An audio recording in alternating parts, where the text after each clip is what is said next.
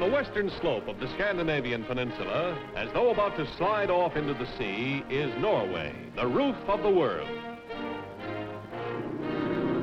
Almost 1,100 miles from north to south by airline, this is the land of the fjord. Blue saltwater inlets reaching far inland to touch the depths of pleasant, deep-cut valleys, which fall off from great heights to the level of the sea.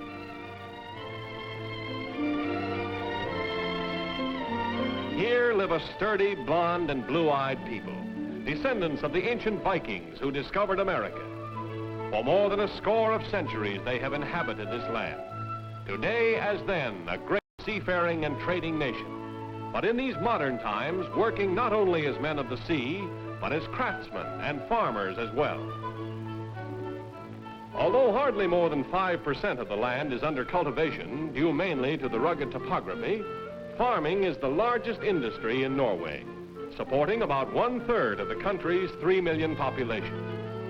Men and women share the daily work on the small Norwegian farm, almost 95% of which are owned by the farmers who work them, whose products are marketed through a very practical system of farm cooperatives.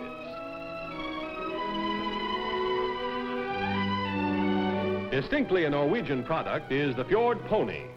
Thousands of these ponies, which have stamina comparable to our American mule, are bred for domestic use as well as for export. An interesting farming operation peculiar to Scandinavia is the summer farm. During the few weeks of the summer, when grass grows at the higher altitudes, the valley farmer drives his cattle up to graze. The summer farm is almost always tended by women who milk the cows and make the butter and cheese.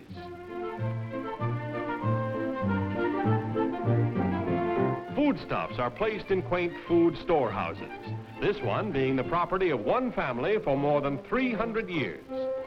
The architecture and decorations of the storehouses differ with the section of the country. While the American farmer usually devotes full time to his vocation, in Norway it is quite customary for a man to spend part of his time farming and part-time in the fishing industry. Less than an hour before these scenes were taken, the men seen here stacking dried cod were cutting hay in a nearby field. Developed by the combined efforts of part-time fishermen and the commercial fishing companies, Norway's fishing industry is one of the largest in Europe and among the largest in the world.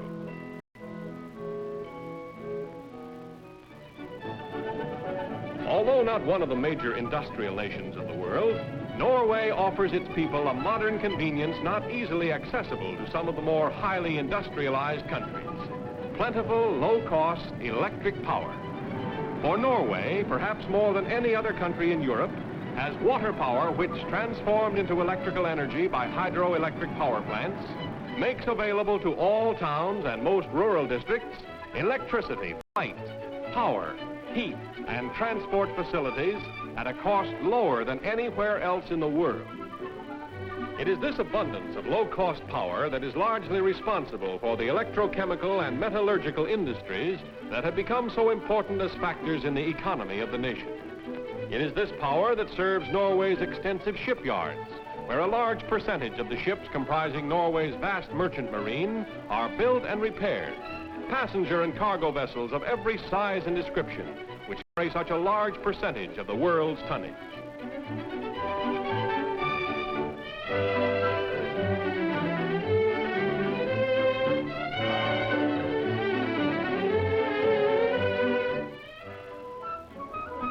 One thing that always impresses the visitor to Norway is its cleanliness, its modern cities.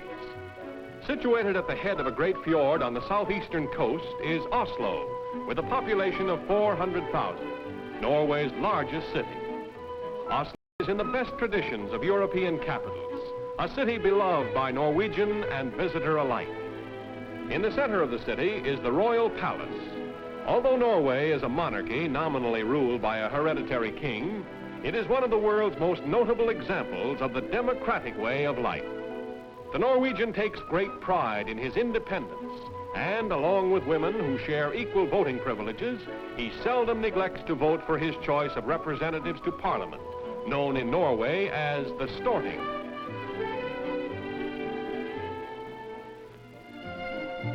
Norway's second city is Bergen. Long a port of call for seafaring men and commercial traders, Bergen also possesses great cultural interests. It was near here that Edvard Grieg composed much of his music, which is one of Norway's proudest contributions to the world's common property. We visit the fish market, as much a part of Scandinavia as the language itself. To these markets, 6 days a week, 52 weeks of the year, between the hours of 9 and 1, comes the Norwegian housewife to make her selections of the basic of the Norwegian diet, fish.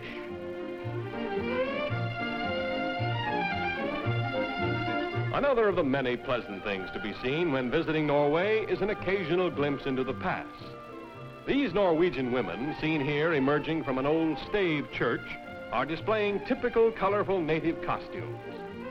While here, the cradle is being rocked as the spinning wheel is worked to twist the yarn which will become warm clothing against the Norwegian winter.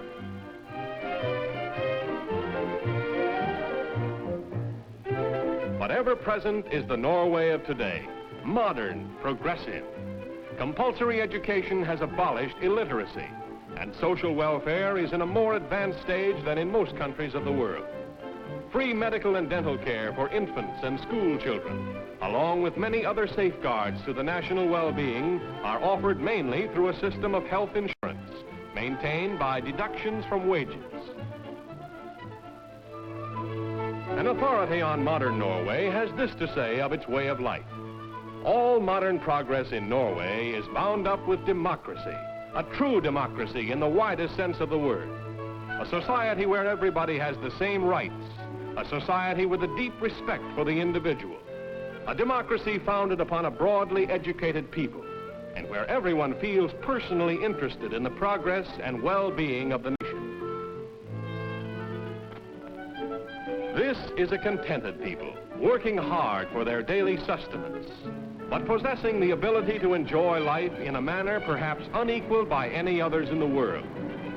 The Norwegian is proud of his heritage, of adventurous sons who explored, conquered, and settled distant lands, of many great names who have brought pleasure to the world and honor to the land of their birth, and of his athletic prowess, particularly in the field of winter sports. Of all ski contests, the international tournament held annually at Holmenkollen on the outskirts of Oslo is indeed a classic, attracting the world's greatest jumpers.